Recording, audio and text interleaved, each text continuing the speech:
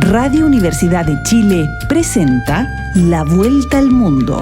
En tiempos de profundos cambios y grandes preguntas, el Instituto de Estudios Internacionales de la Universidad de Chile invita a estas conversaciones sobre el tiempo y el planeta en que nos toca vivir. Conducen los profesores Gilberto Aranda, Paz Milet y Miguel Ángel López.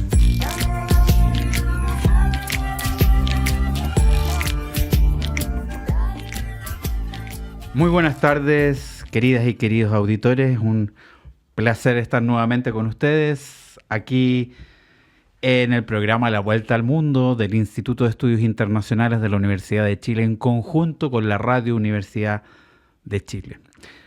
Programa cuyo objetivo es informar y orientar de manera acotada, sucinta y también clara sobre los principales acontecimientos ocurridos en el mundo en la semana, así como una reflexión con colegas, profesores, especialistas en distintas materias que atañen al orbe. Esta ha sido una semana la que pasó bien movida. Entre otras cosas porque seguimos en esa pausa dilatada respecto a lo que ocurrirá en Irán, en el Estrecho de Hormuz. En este conflicto, en esta contienda que entablaron Estados Unidos e Israel contra Irán y que ya desde el 28 de febrero pasado se prolonga. Una contienda que ha dejado muchos muertos y heridos, pero también que deja una tregua con muchas dudas respecto a su continuidad y un doble bloqueo sobre Hormuz que provoca, por supuesto, una serie de vaivenes económicos, entre otras cosas, el alza del precio del petróleo y junto con aquello lo que podríamos denominar es el alza, la presión inflacionaria sobre los distintos precios de productos. Sin embargo, es una semana donde también hubo expectativas y todavía muchas dudas e inquietudes sobre una cumbre entre las dos principales economías del orbe.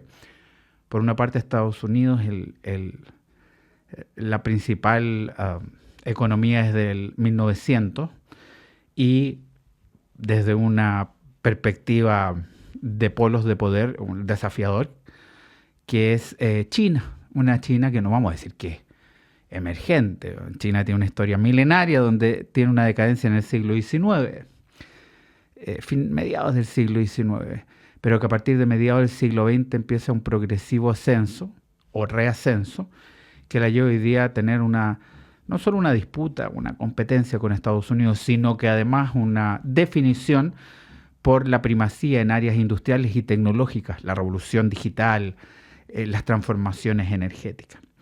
Y finalmente, no puedo dejar de citar Perú, que finalmente hemos tenido las noticias de quienes disputarán la presidencia de ese país. Por supuesto, estamos llenos todavía de preguntas y de alguna manera las inquietudes respecto a lo que va a pasar en un país que de alguna manera sigue creciendo, pero que tiene un sistema político muy convulso. Un tema que sin lugar a dudas las próximas semanas dará que hablar hasta esa balotaje y segunda vuelta. Pero, fíjense ustedes, tenemos también una invitada muy, muy especial. Me estoy refiriendo a la profesora Sandra Lorenzano, profesora quien es narradora, poeta, ensayista, argentina-mexicana, doctora en letras, especialista en cultura mexicana, género y derechos humanos.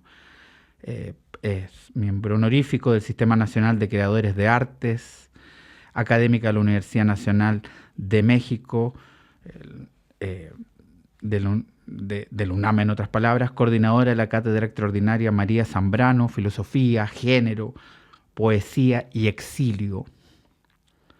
Ocupa actualmente, y esto es uno de los temas que convoca precisamente este capítulo de La Vuelta al Mundo, la dirección del nuevo Centro de Estudios Mexicanos UNAM América Latina, que tiene precisamente la sede en Santiago de Chile, en esta universidad, la Universidad de Chile. La profesora Lorenzano además ha recibido distinciones variadas, por ejemplo, Clemencia Isaura de Poesía en 2023 y el Premio Málaga de Ensayo en 2024 por Herida Fecunda, ¿no? Que es un texto que estamos mencionando y estamos enseñando a quienes nos están viendo y que vamos a recomendar y preguntaremos, espero alcanzar algo de esto. Profesora, qué placer tenerla acá, muy buenas tardes. Hola Gilberto, un gusto, un honor estar aquí contigo y con tu audiencia. Un gusto además participar en un programa de la radio de la Universidad de Chile, un honor. Muchas gracias. Yo inicio preguntándote por qué la Universidad Nacional Autónoma de México, la UNAM, eligió a Chile para su nueva sede en América Latina. Bueno, vamos a partir un poquito antes, si te parece. ¿Por qué la Universidad Nacional Autónoma de México tiene sedes en el extranjero? En realidad sería casi la primera pregunta para responder esa que me haces, porque vale la pena destacar que para nuestra UNAM la internacionalización es un elemento fundamental. La primera sede de la UNAM en el extranjero cumplió 80 años ya y está en San Antonio, Texas, una ciudad vinculada a México por la frontera con Estados Unidos. Entonces, nace en un primer momento para poder atender, estudiar lo que sucedía con la comunidad mexicana y mexicoamericana de uno y otro lado de la frontera. De ahí se fue extendiendo y en este momento tenemos 13 sedes en el extranjero, en 3 continentes y en 9 países. La 13ª es esta sede que tengo el inmenso placer y honor de dirigir, que es el Centro de Estudios Mexicanos UNAM América Latina, que es, por cierto, la primera sede regional. Todas tienen el nombre, ya sea de la ciudad en la que están, el caso de Estados Unidos, San Antonio, Tucson, Los Ángeles, Boston, Chicago, o de países como las que tenemos en Europa, UNAM España, Francia, Alemania, Reino Unido, o UNAM China y UNAM Canadá. En el caso de América Latina, la primera sede que se creó tampoco es tan antigua, tiene un par de años, un poquito más, que es la sede de la UNAM en Cuba. Esa fue la primera sede en América Latina. Pero consideró nuestro rector, el doctor Leonardo Lomelí Vanegas, que valía la pena en América Latina crear una sede regional, o sea, fortalecer el vínculo con toda la región latinoamericana, ese vínculo que es histórico para nuestra universidad y para México, y que además es muy fuerte. Si ustedes recuerdan, quizás si tú recuerdas, Gilberto, y si no, en algún momento lo podemos mostrar, el escudo de la UNAM es un mapa de América Latina, desde el Río Bravo en el norte hasta Tierra del Fuego. Entonces, era de cajón que teníamos que crear una sede regional. Y esa sede regional se pensó en Chile, y aquí respondo ya a tu pregunta, porque creo que no hace falta decirlo, pero lo digo, los lazos históricos, culturales, políticos, económicos, sociales y afectivos entre nuestros dos países son muy fuertes y han sido muy fuertes desde hace muchísimo tiempo.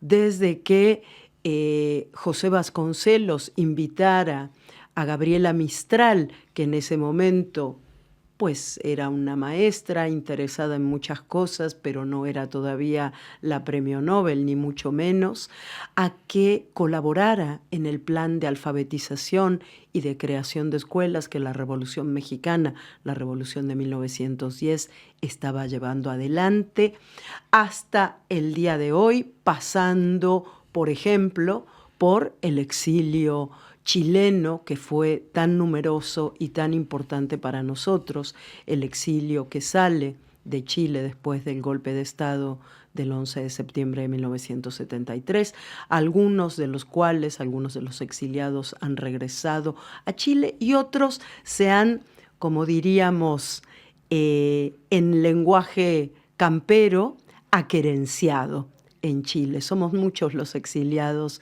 que nos aquerenciamos en aquel país porque es un país muy generoso.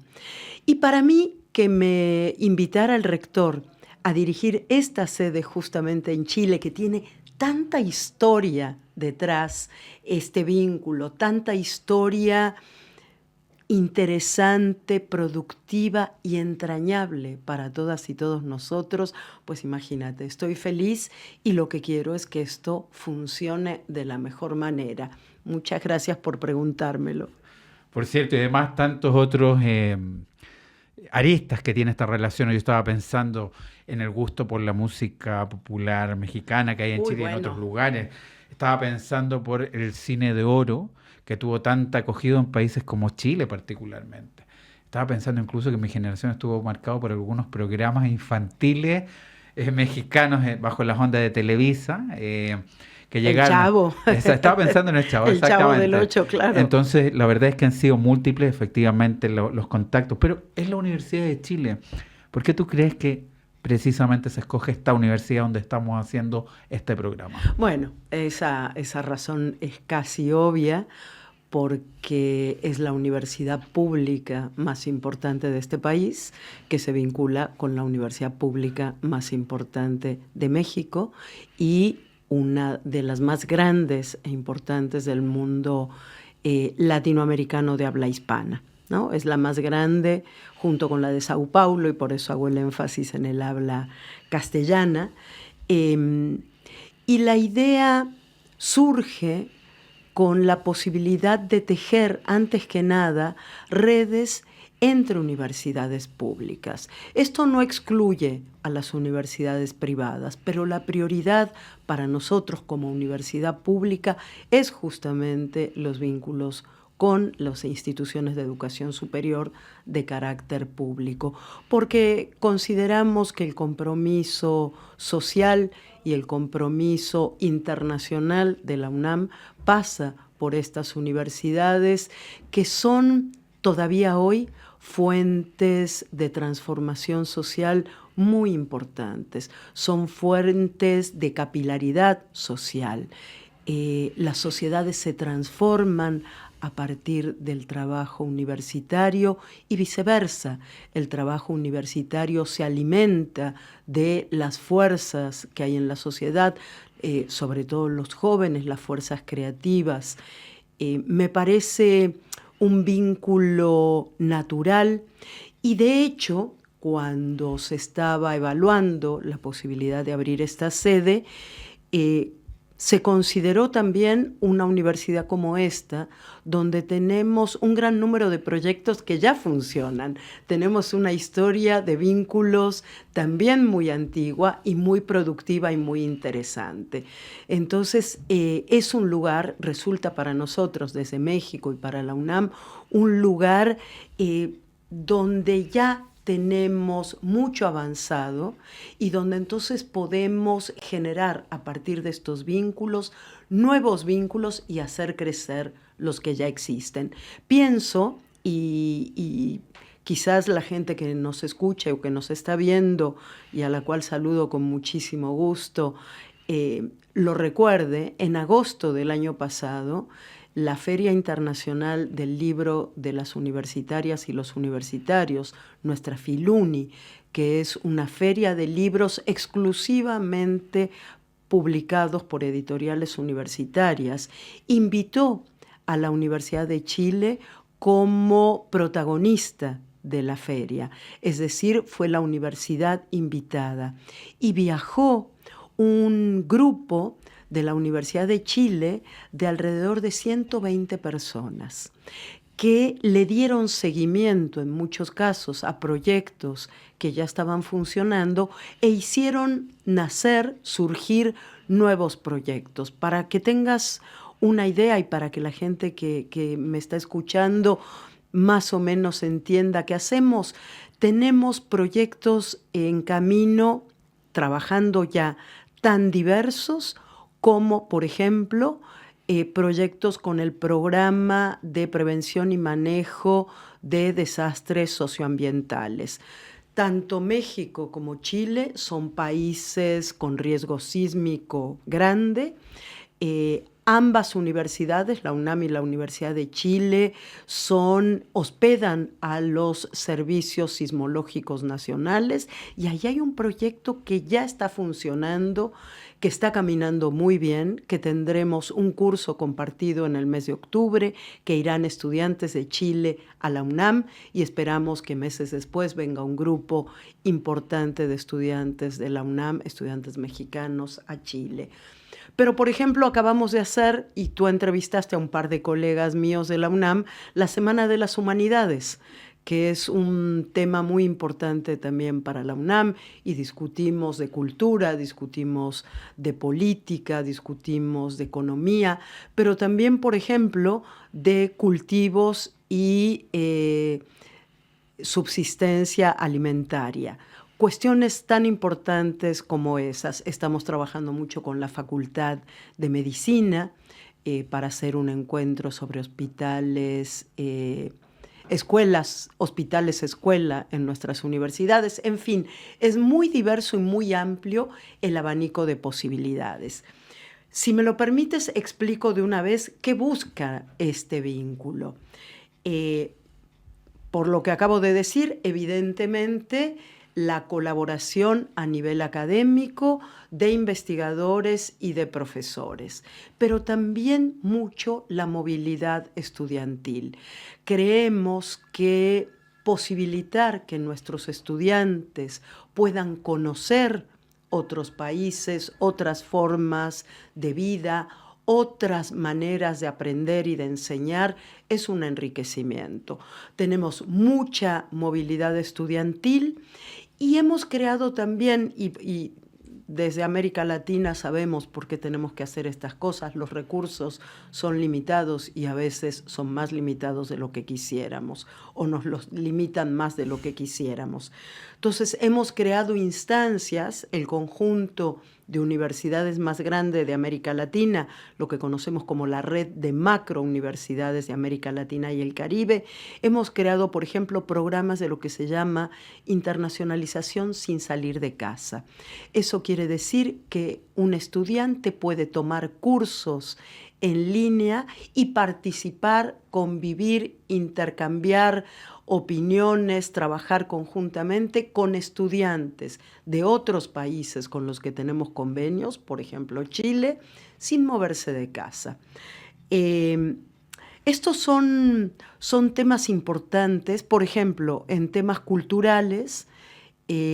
Próximamente, el 4 y 5 de junio, tendremos la devolución de lo sucedido en Filuni, es decir, viene la directora de Libros UNAM, de la Dirección General de Publicaciones de la UNAM, una dirección que publica, no los quiero asustar, pero son alrededor de 30 libros a la semana o más. Viene a hacer aquí, con los colegas de la Universidad de Chile y otros colegas de la región, que es importante siempre recalcar lo regional y más en este momento de la historia del mundo, un seminario sobre edición universitaria. Sabemos que la edición universitaria es fundamental porque permite el acceso de libros a muy bajo costo a nuestra comunidad estudiantil. Trabajamos mucho, hablando de libros, también con el Fondo de Cultura Económica, la gran editorial del Estado mexicano, que tiene una importante presencia en Chile. Bueno, profesora, eso es más o menos, y no quiero abusar del tiempo. No, bien, yo quiero preguntar también sobre, sobre tu caminar, ¿no?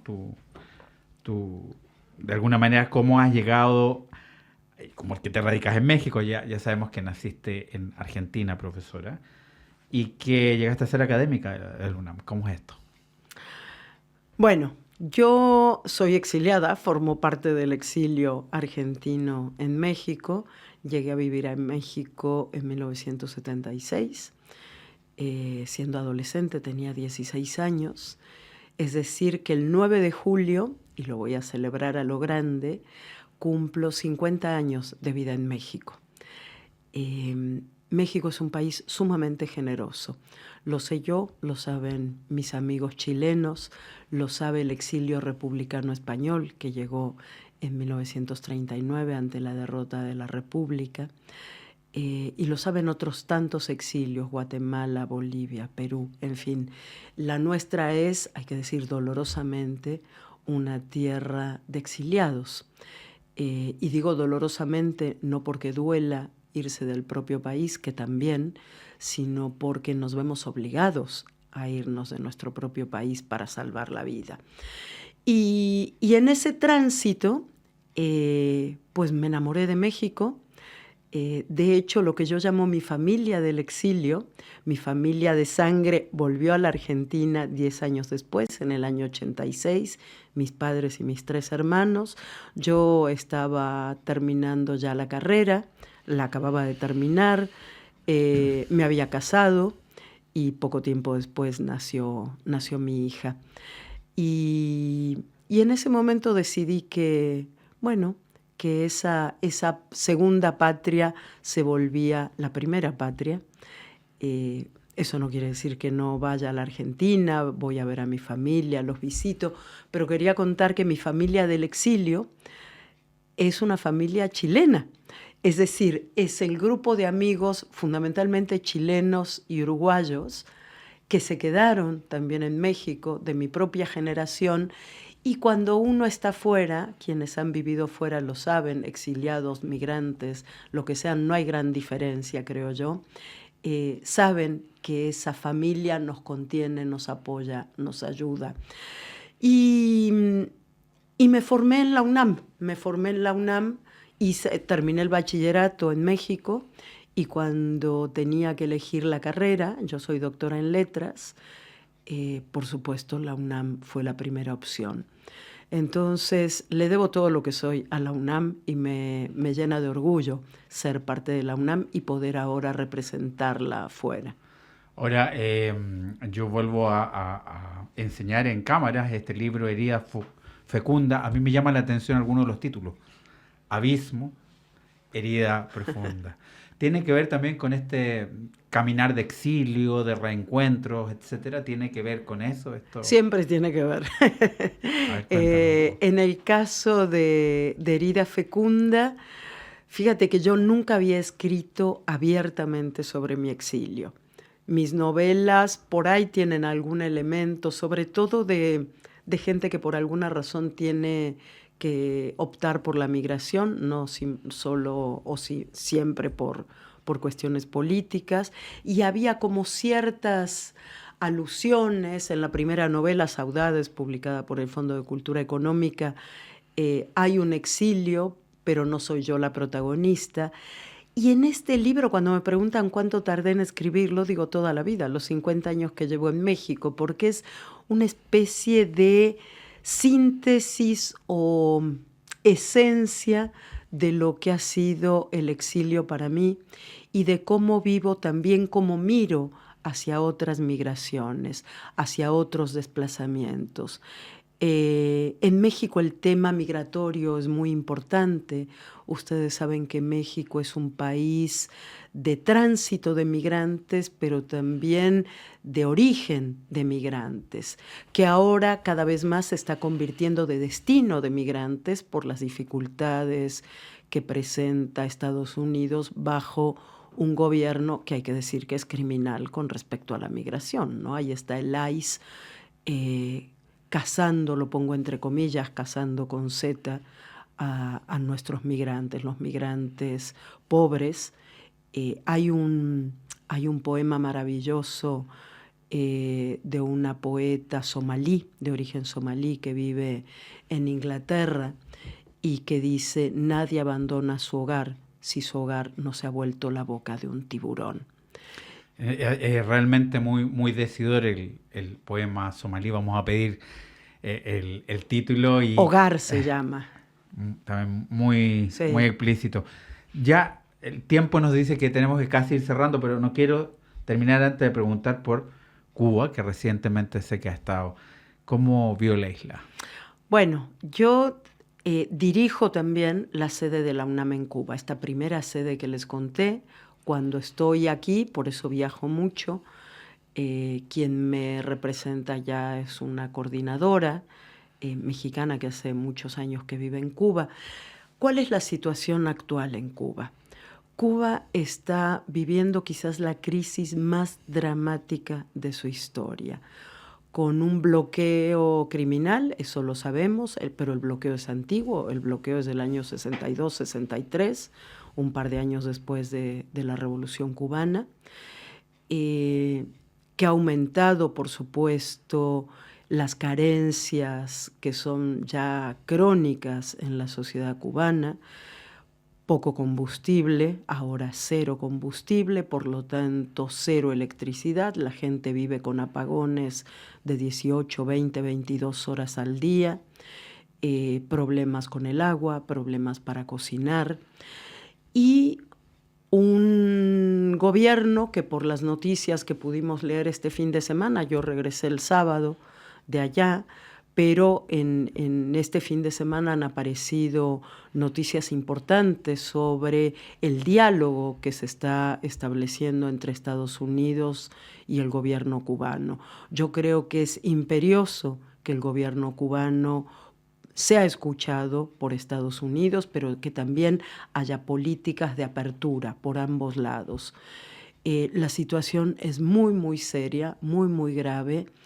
Y hay que decirlo, ¿sabes, Gilberto? Sumamente triste, sumamente triste. Yo creo que es momento de cambiar las cosas en Cuba. El símbolo que Cuba ha sido para América Latina seguirá en la memoria de todos aquellos que hemos creído en ese símbolo, pero la situación tiene que poner antes que cualquier otra cosa a su sociedad, a su población. La gente no merece la situación que está viviendo. Entonces, esperemos, así como lo hace el gobierno de Claudia Sheinbaum, que podamos todos los otros países también colaborar con ayuda humanitaria, pero que los gobiernos de Cuba y de Estados Unidos colaboren especialmente en que aquello empiece a funcionar y que la gente pueda vivir como quiere vivir la gente. Si tú le preguntas a la gente en cualquier país del mundo qué es lo que quiere, en realidad lo que quiere es vivir tranquila, tener un trabajo que le permita mantener a su familia, a sus hijos, pensar que sus hijos van a lograr tener una vida mejor que la que una misma tiene, y no mucho más, un poquito de tiempo libre para disfrutar a los seres queridos, la literatura, la música y la radio, ¿cómo no? Muchas gracias, profesora Lorenzano, por esta visita. Muy buenas tardes. Muchas gracias. Me gustaría que compartir que la oficina, quiero decirlo, la oficina del Centro de Estudios Mexicanos UNAM América Latina estará funcionando muy pronto en el edificio de Vicuña Maquena 20 de la Universidad de Chile, y aprovecho para agradecerle a la rectora Rosa de Bes y a todo el equipo de la Universidad de Chile el apoyo que han dado para que esto comience a funcionar. Y gracias a ti y a la radio. Gracias. Y les pido a quienes nos están viendo un momento, vamos a una pausa y ya regresamos. En Radio Universidad de Chile estás escuchando La Vuelta al Mundo.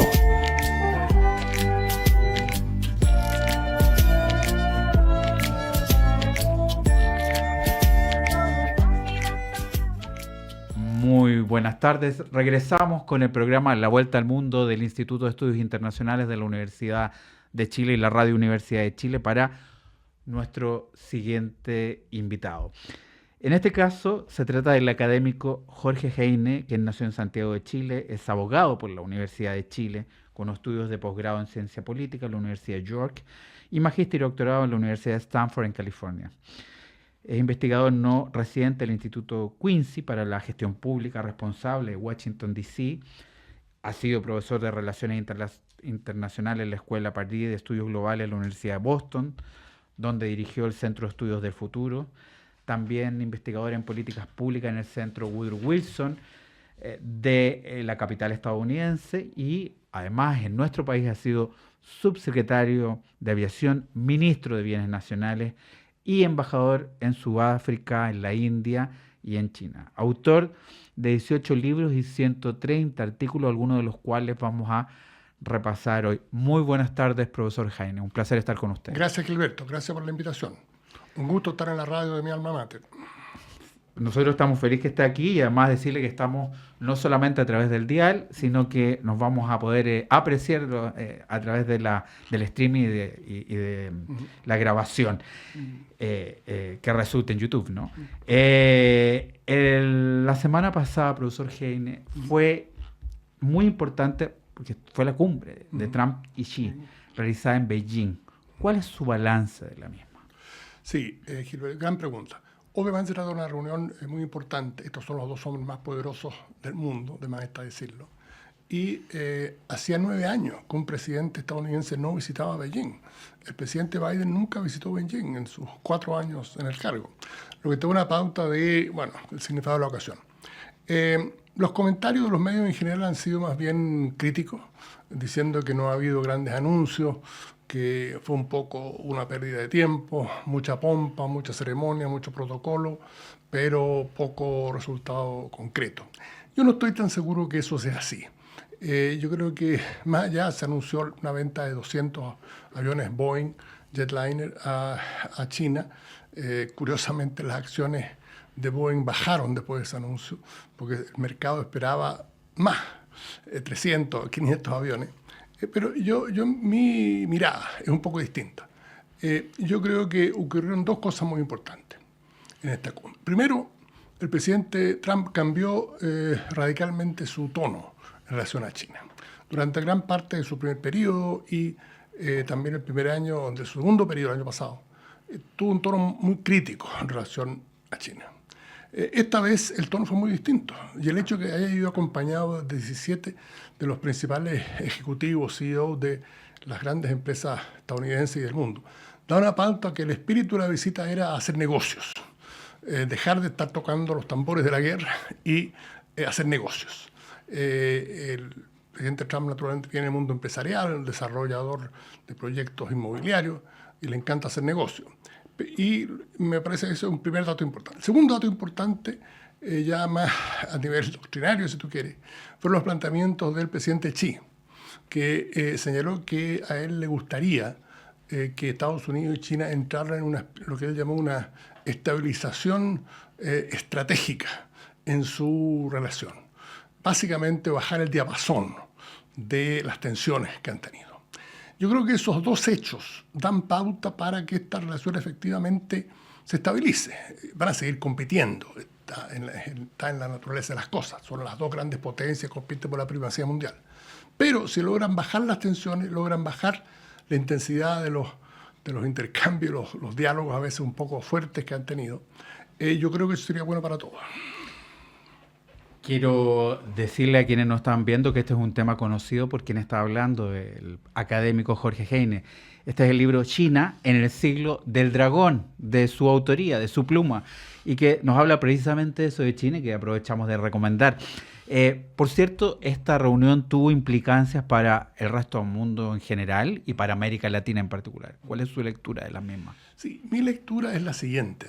Yo creo que es bien interesante que nosotros saquemos las conclusiones correctas. El mensaje que transmitió el presidente Trump es que Estados Unidos está listo para hacer negocios con China porque ve en China un gran mercado, una gran fuente de inversiones, un lugar con el cual Estados Unidos puede relacionarse, vincularse y prosperar. Ahora, yo creo que ese mensaje también debe llegar a América Latina.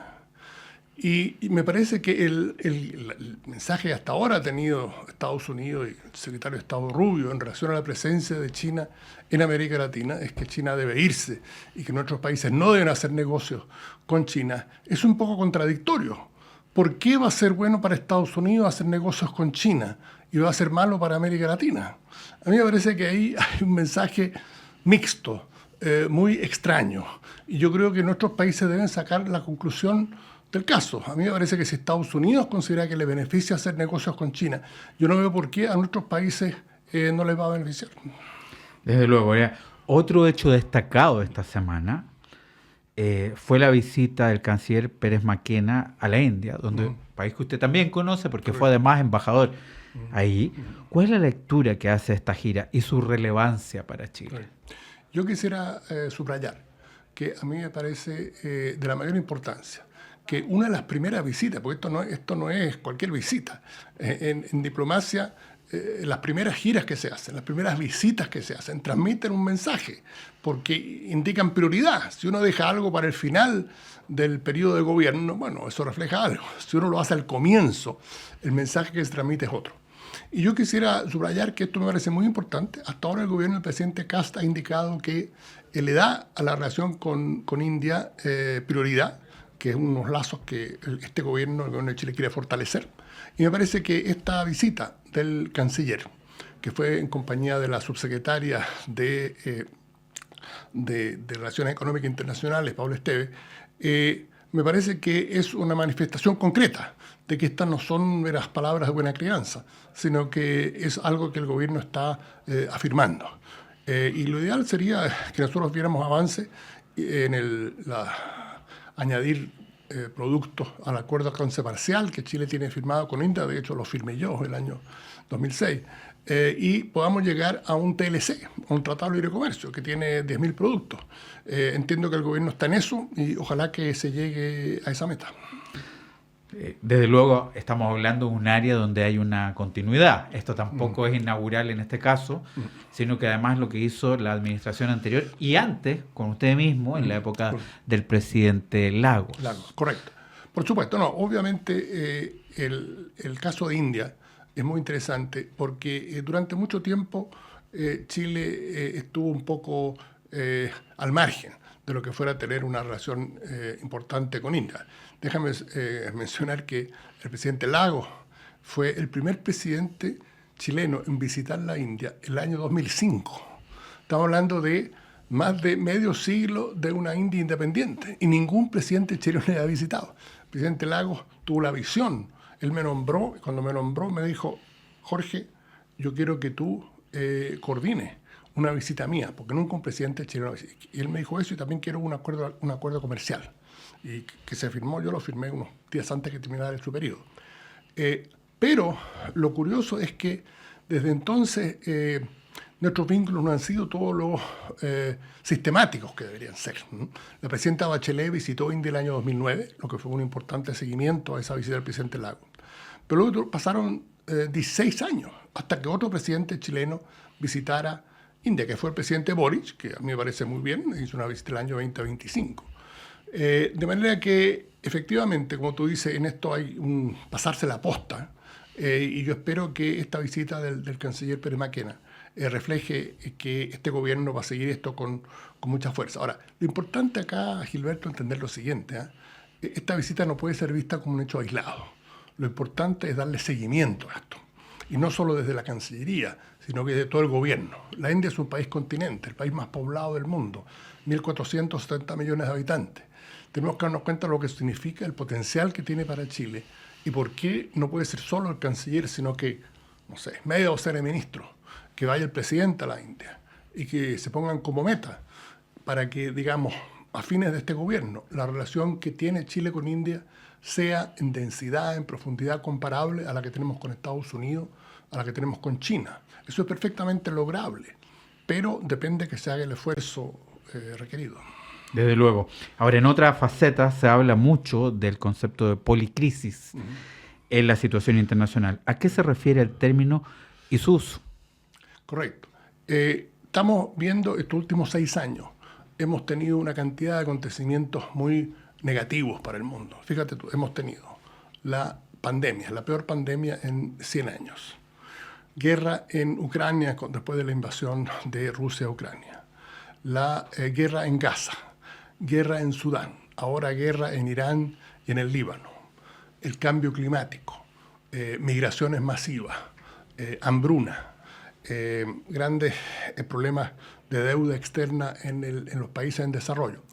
Y estas crisis se alimentan de desastres naturales. Estas crisis se alimentan unas a otras.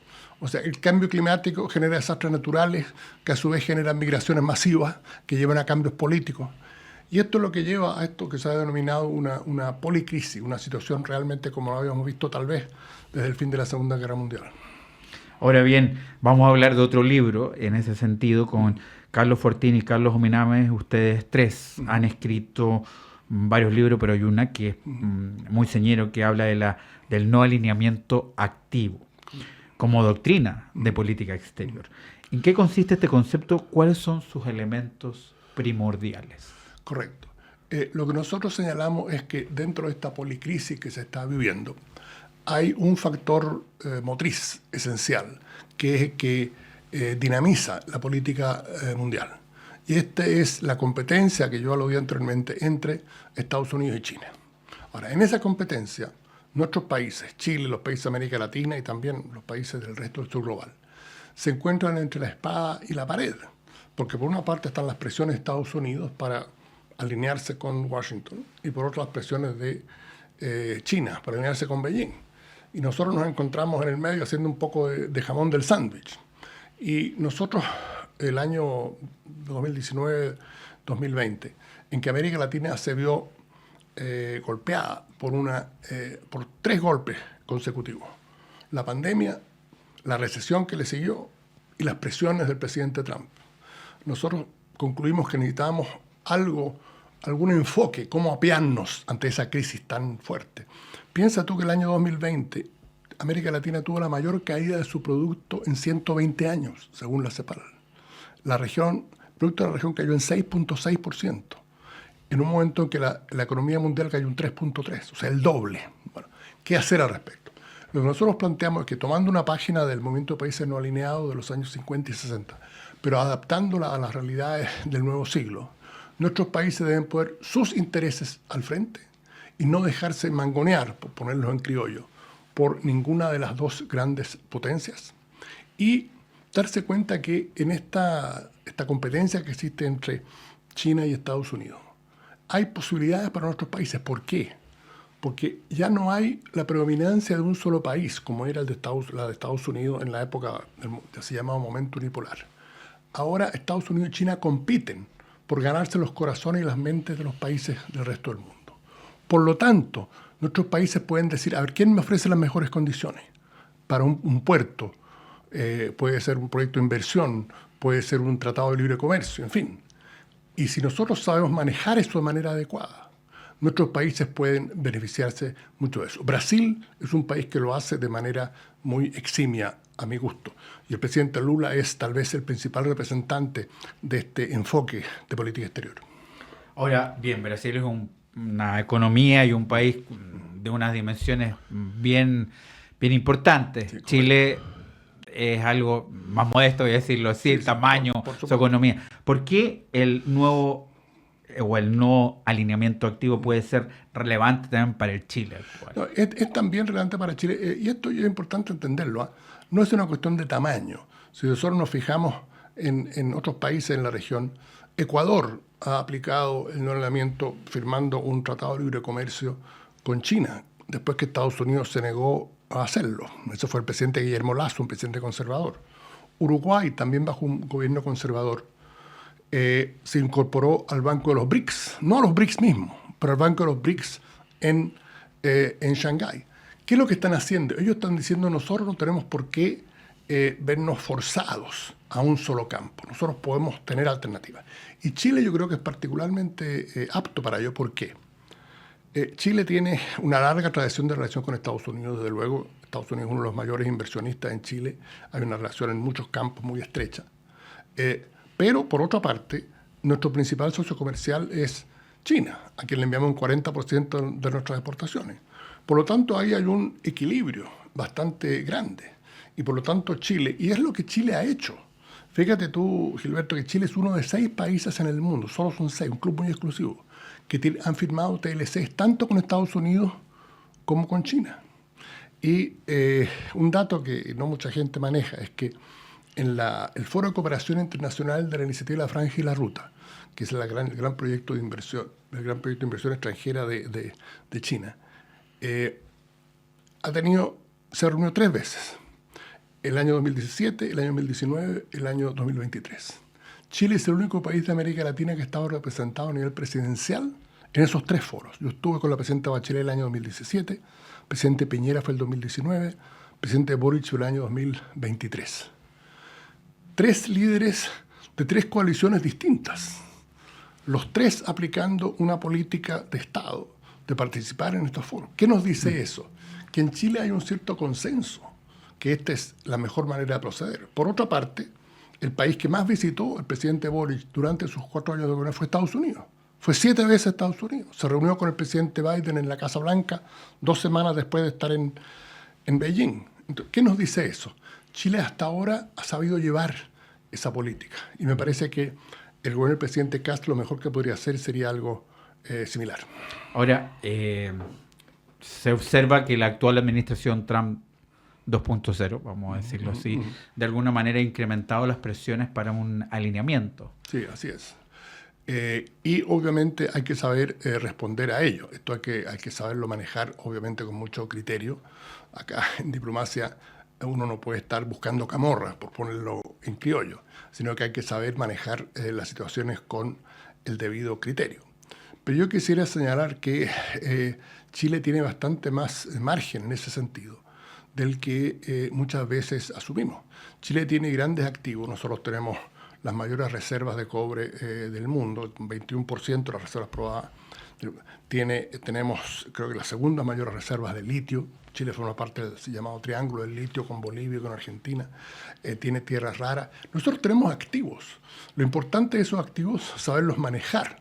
Lo que no puede ocurrir es que algunos países digan, saben, demos un monopolio a mí para estos activos, porque eso obviamente no es la manera de funcionar. Lo que uno tiene que saber es balancear y equilibrar las relaciones con otros países. Déjame darte un ejemplo de algo que está ocurriendo en estos días. Se ha anunciado que Brasil va a instalar un cable submarino al África, desde Recife a Burkina Faso, un proyecto chino. Bueno, ¿te acordarás lo que pasó con el proyecto del cable chino en Chile? Es muy reciente. Es difícil ¿Tú crees que Estados Unidos va a bloquear este proyecto? Brasil no va a permitir que le bloqueen este proyecto. Entonces yo creo que hay que darse cuenta que no hay por qué estar agachando el moño. Uno tiene que manejar las cosas con criterio y con sensibilidad, pero no necesariamente agachando el moño. Yo quisiera, antes de culminar, tocar un último tema, que es la opinión que tiene sobre el proceso de elección de la Secretaría General de Naciones Unidas, donde hay una compatriota y expresidenta, Michelle Bachelet, compitiendo. ¿Cómo aprecia este proceso en medio de todas estas tensiones cruzadas que hemos tenido durante el actual año? Sí. A ver, lo primero que quisiera decir es que para Chile es un honor que la expresidenta Bachelet esté nominada y esté de candidata a este cargo. En este momento son un total de 5 candidatos al cargo. El que esté una chilena entre ellos me parece extraordinario. Segundo, han pasado 80 años desde que se fundó Naciones Unidas. Nunca ha habido una mujer presidenta. Me parece que ha llegado la hora y hay un cierto acuerdo que ello debería ser así. Tercero, en esos 80 años solo un latinoamericano ha sido secretario general. Ha habido 4 europeos, 2 africanos y 2 asiáticos. Obviamente es la hora de América Latina. Yo diría que de alguna manera se están alineando los astros para que la presidenta Bachelet tenga buenas posibilidades. Ahora, bien sabemos, esto es una carrera complicada, hay todo tipo de obstáculos, pero yo creo que el hecho que Brasil y México la estén apoyando, las señales que ha dado China en el pasado reciente, diciendo que apoya que una mujer sea la próxima secretaria general y que le corresponde a América Latina, también es una señal positiva. Entiendo que la presidenta va a ir próximamente a Rusia y se va a reunir también con los otros integrantes del P5, el Reino Unido y Francia. De manera que yo creo que es una carrera abierta, esto no es algo fácil, pero yo creo que se están juntando muchas cosas para que la presidenta tenga buenas posibilidades. Sí, desde luego, lo de China creo que es bastante decidor en ese sentido, no hay duda. Complementando también que, además que todos sabemos que, bueno, el gobierno de Chile ha quitado el respaldo, eso también ya es historia.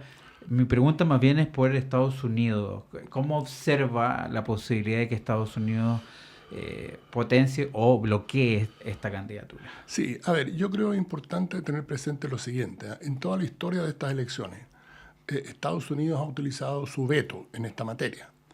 Solo una vez. Fue para vetar la candidatura para un segundo periodo del secretario general egipcio Boutros Ghali, el año 1996, en el gobierno del presidente Clinton.